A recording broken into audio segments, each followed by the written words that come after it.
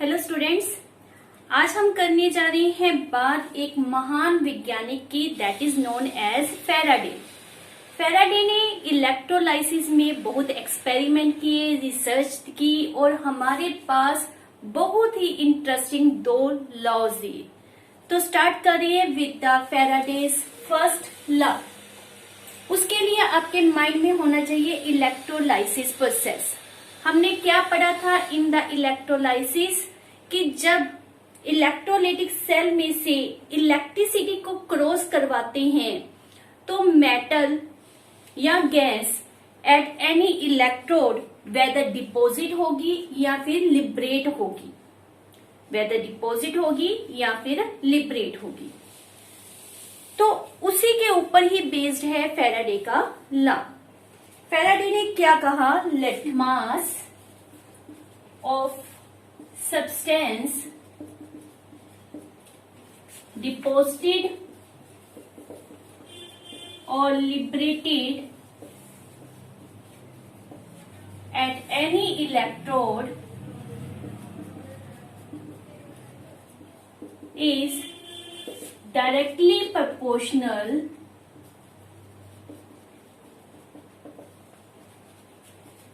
to amount of electricity pass through it।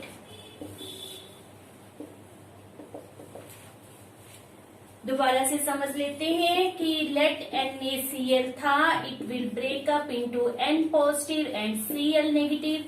Cl negative आपका anode पर गया था, Cl2 गैस के रूप में ये बाहर लिबरेट हुआ था।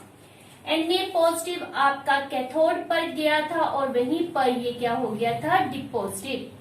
तो फैराडे ने हमें क्या कहा कि वेदर किसी भी सब्सटेंस का मास किसी भी इलेक्ट्रोड के ऊपर डिपॉजिट हो रहा है या फिर लिबरेट हो रहा है, वो किसके डायरेक्टली प्रोपोर्शनल होगा, to the amount of electricity.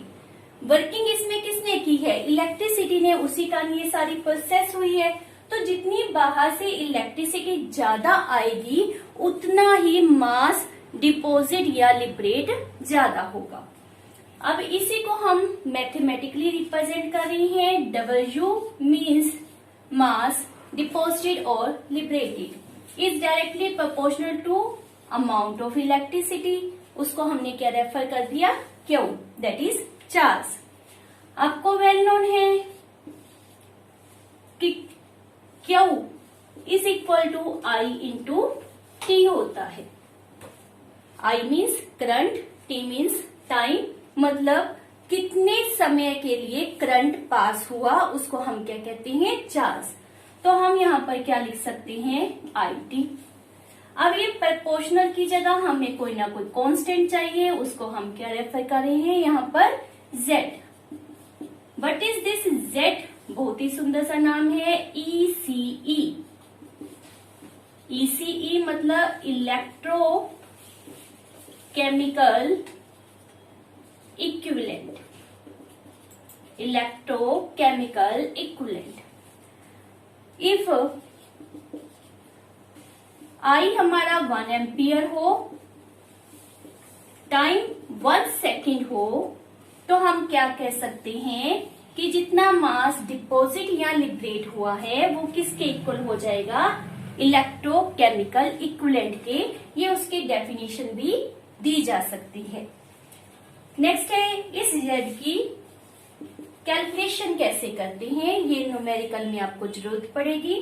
तो जो Z होता है उसका फार्मूला होता है equivalent weight of given substance upon F। Now this F क्या है, फैराडे कांस्टेंट। पहले एक कांस्टेंट आया था जिसको हमने Z कहा, अब Z कर रहे हैं, उसके अंदर एक नया कांस्टेंट है जिसको हम क्या कह रहे हैं, फैराडे कांस्टेंट। इसकी वैल्यू भी आप याद करोगे, दैट इज 96500। बहुत सिंपल सी आसान सी वैल्यू है 96500। तो ये वैल्यू भी हमें पुट करनी पड़ती है। तो Z क्या है, electro equivalent weight upon F. अब आ जाते हैं इक्विवेलेंट वेट के ऊपर। तो इक्विवेलेंट वेट क्या था वो भी हमने किया हुआ है। क्या होता है equivalent weight? That is mass या you can say molar mass upon, अगर साल्ट है तो we are concern with valency, means number of electron gain और लॉस। यहाँ पर साल्ट की ही बात हो रही है तो हम यहाँ तक ही इस फार्मूले को करेंगे। अगर इसकी डिटेल चाहिए तो रिवर्स गेट में जाइए, आपके पास फर्स्ट चैप्टर में इसके बारे में पूरी डिटेल दी हुई है। तो इक्विवेलेंट मास के लिए हम यहाँ पर सिर्फ क्या कर रहे हैं, molar mass upon valency means number of electron gain और लॉस। फॉर एग्जाम्पल हम बात करें कॉपर की, तो कॉपर लाइक दिस प्रोसेस में जा रहा है, इलेक्ट्रॉन लॉस कितनी है 2। तो इक्विवेलेंट वेट कैसे कैलकुलेट करेंगे, इसका मोलर मास आपको सबको याद होना चाहिए 63.5 होता है, अपॉन हम कर देंगे 2। तो हमारे पास कितना आ गया 31.75।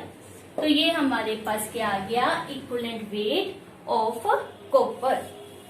तो इक्विवेलेंट वेट अपॉन फैराडे को करेंगे, फैराडे की वैल्यू आपको दे दी, आपको Z मिल जाएगा। Z को पुट किया, I दिया है, टाइम दिया है, तो आप मास को कैलकुलेट कर सकते हैं।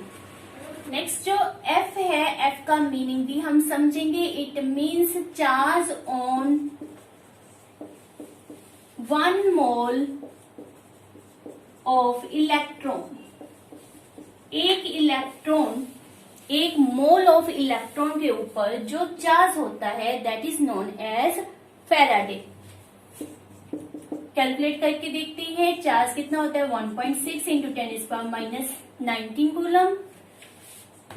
1 मोल मीन्स 6.023 इंटू 10⁻23। जब आप इसको सॉल्व करोगे तो 96487 आपके पास आंसर आएगा। इसको हम राउंड फिगर में 96500 रेफर कर देते हैं। तो 1 मोल ऑफ इलेक्ट्रॉन के ऊपर जो चार्ज होता है उसको कहते हैं 1 फैराडे और also called as a Faraday constant. उसी को हम क्या कहते हैं, फैराडे कांस्टेंट। तो एक डेफिनेशन आपके पास क्या है कि charge on 1 mole of electron is called as Faraday constant. इसकी एक और डेफिनेशन भी आप याद कर सकते हो कि 1 Faraday of electricity deposit 1 gram equivalent of substance। Gram equivalent बेटा आपने किया हुआ है, क्या होता था gram equivalent means equivalent mass upon molar mass. Equivalent mass हमने क्या किया, molar mass upon electron gain और लॉस, और साथ में ये वाला मोलर मास लिख दें। मोलर मास से मोलर मास कैंसिल आउट हो गया, तो हमारे पास ग्राम इक्विवेलेंट मेनली किससे कंसर्न है, इलेक्ट्रॉन गेन और लॉस से। तो हम डायरेक्ट चलते हैं यहाँ पर। तो फैराडे किससे कंसर्न है, इलेक्ट्रॉन गेन और लॉस से।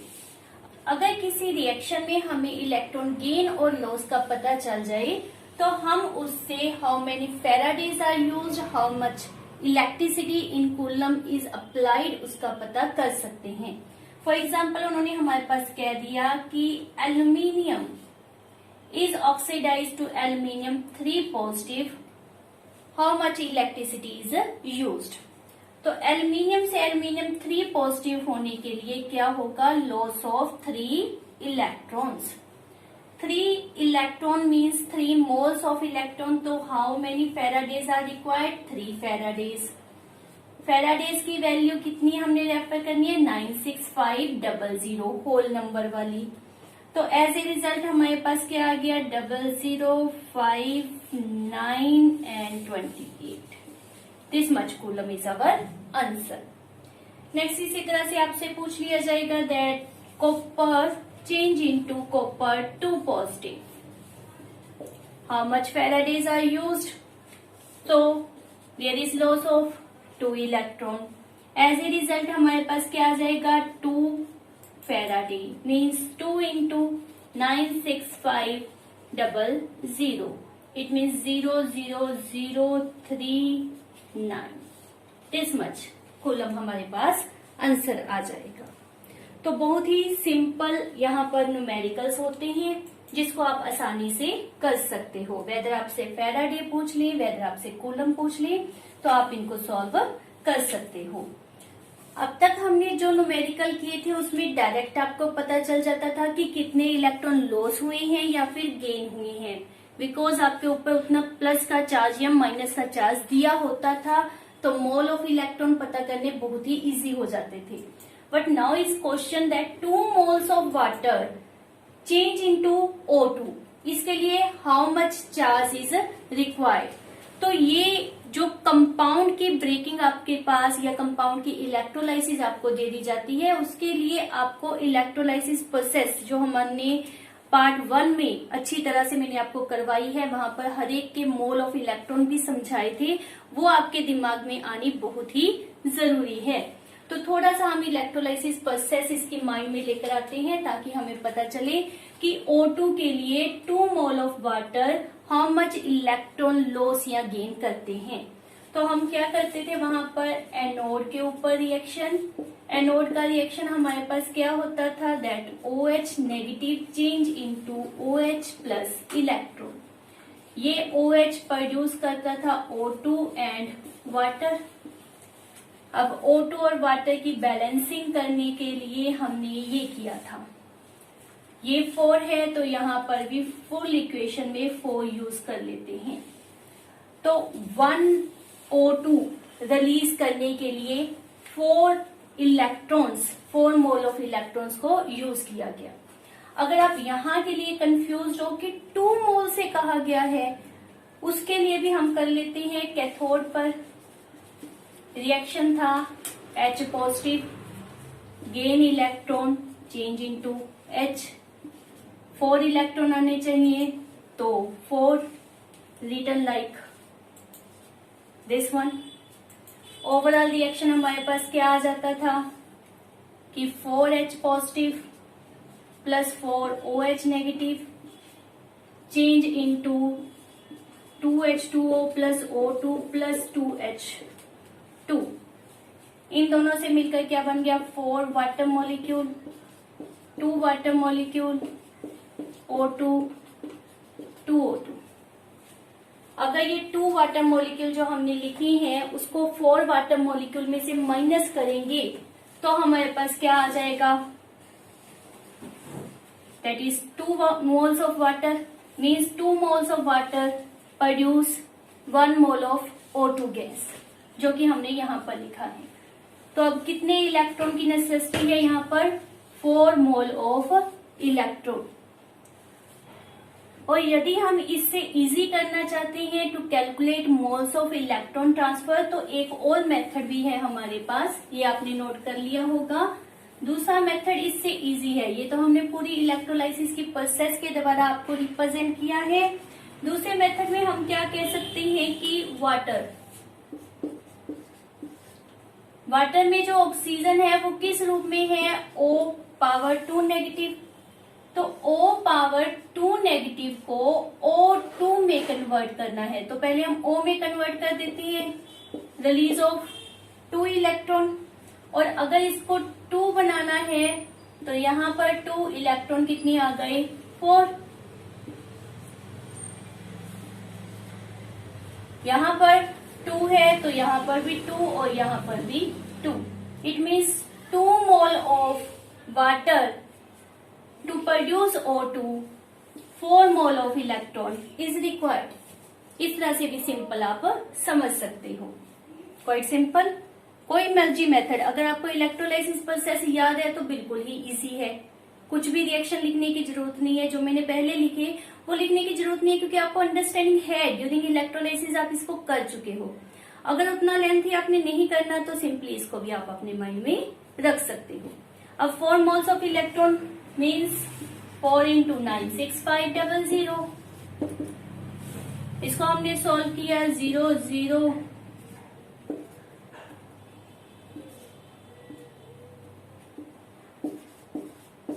this much coulomb is our answer।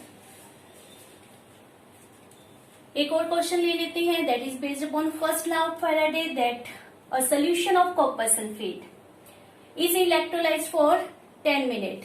आपने माइंड में रखना है कि हम एसआई सिस्टम में सॉल्व करते हैं तो मिनट को किस में कन्वर्ट करेंगे, सेकेंड में। With the current of 1.5 ampere what is the mass deposited at cathode. Solution किसका है, कॉपर सल्फेट का। डिपोजिशन होनी है कॉपर, सल्फेट की तो कोई वर्किंग नहीं, डिपोजिशन किसकी होनी है, कॉपर की। अब इसके लिए भी थोड़ा सा आपके दिमाग में इलेक्ट्रोलाइसिस प्रोसेस माइंड में हो कि आपका इससे कोई कंसर्न नहीं है, सिर्फ कॉपर से है ना। तो means copper 2 positive gain 2 electron and deposit at cathode in the form of copper. हमारे पास फर्स्ट लॉ में था W = ZIT। I तो हमारे पास ठीक है, T हमारे पास ये है 10 मिनट, इसको हमने सेकंड में कन्वर्ट कर लिया तो 600 सेकंड हमारे पास आ गए। Z की जगह हम क्या रेफर करेंगे, equivalent weight upon Faraday that is 96500। I 1.5, T 600। Equivalent weight copper का मास वैसे तो देंगे आपके पास, नहीं दिया तो याद करना होगा, 63.5 होता है। इलेक्ट्रॉन अपॉन हमने क्या करना होता है, लॉस और गेन ऑफ इलेक्ट्रॉन, तो अपॉन 2 कर दिया, कितना आ गया 31.75। तो यहाँ पर वो वैल्यू पुट कर देंगे हम, हमारे पास क्या आ जाएगा, W = 31.75 96500 1.5 × 600। क्लियर। इसको आपने सॉल्व कर लेना है, जो आपके पास आंसर आएगा that is 0.296 gram which is our answer. So it is all about the first law and their numerical। Next हम करने जा रहे हैं फैराडे का सेकेंड लॉ। सेकेंड लॉ भी फर्स्ट लॉ से ही ड्राइव हुआ है। हमने इसमें क्या करना है, या फैराडे ने इसमें क्या किया था कि ही टेक 2 इलेक्ट्रोलाइटिक सेल, 2 और मोर देन 2 भी आप ले सकते हो, इनको सीरीज में कनेक्ट कर देना है। सीरीज कनेक्शन का मीनिंग क्या होता है कि सेम इलेक्ट्रिसिटी पास होती है, इलेक्ट्रिसिटी जो पास होगी उसकी क्वांटिटी क्या होगी, सेम। तो जैसे यहाँ पर मैंने एक ले लिया सिल्वर नाइट्रेट का इलेक्ट्रोलाइट, एक ले लिया कॉपर सल्फेट का इलेक्ट्रोलाइट। जब इनमें से इलेक्ट्रिसिटी पास होगी, same amount of electricity when pass through the electrolytic cell which connected in series, तो क्या होगा, प्रोसेस स्टार्ट हुई, जो यहाँ पर कैथोड है वहां पर मेटल डिपॉजिट होना शुरू हो जाएगी।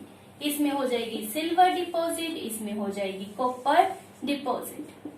ये तो हमें पता ही है, इलेक्ट्रोलाइसिस में यही हमने किया है। तो यहाँ पर फैराडे ने क्या कहा कि ये यहाँ पर जो मास डिपॉजिट हुआ है वो डायरेक्टली प्रोपोर्शनल होगा to their equivalent weight. Mathematically हम इसको किस तरह से रिप्रेजेंट कर सकते हैं, मान लेते हैं W1 हम ले रहे हैं फॉर द सिल्वर, W2 हम ले रहे हैं फॉर द कॉपर। तो W1 होगा इसके इक्विवेलेंट मास के डायरेक्टली प्रोपोर्शनल, मतलब सिल्वर के मास के इक्विवेलेंट मास के डायरेक्टली प्रोपोर्शनल, और ये होगा कॉपर के इक्विवेलेंट मास के डायरेक्टली प्रोपोर्शनल। तो जो mass of silver deposited is directly proportional to equivalent mass of silver, mass of copper deposited is directly proportional to equivalent mass of copper. अगर हम इसका रेशो लें तो ये प्रोपोर्शनल हमारे पास खत्म हो जाएगा. From 1 and 2 we get W1 over W2 equal to E1 over E2. Or you can better write it, silver over copper is equal to equivalent weight of silver over equivalent weight of copper. आप इसको इस तरह से भी लिख सकते हो. अगर इसकी डेरिवेशन समझना चाहते हो तो वो भी 1 मिनट का ही हमारा काम है. हमने क्या रेफर किया था, W is equal to ZQ. अब अगर सिल्वर की बात कर रहे हैं तो 1, कॉपर की बात कर रहे हैं तो 2. रेशो लेना है आपने तो रेशो हमारे पास क्या आ जाएगा, W1 over W2, Z1 over Z2. Z क्या था हमारे पास, equivalent mass over Faraday. Similarly equivalent mass over Faraday, ये और ये कैंसिल आउट हो गया. आपका फार्मूला यहां से चलकर यहां तक पहुंच गया. This is our Faraday second law. ये थे हमारे दो बहुत ही interesting Faraday first law and Faraday second law. मेरी नेक्स्ट वीडियो में हम करेंगे about the resistance, conductance, conductivity और उससे जुड़े हुए ढेरों न्यूमेरिकल्स. तो मेरी नेक्स्ट वीडियो भी देखना मत भूलिए और इस वीडियो को भी लाइक, सब्सक्राइब एंड शेयर जरूर करें. Thank you.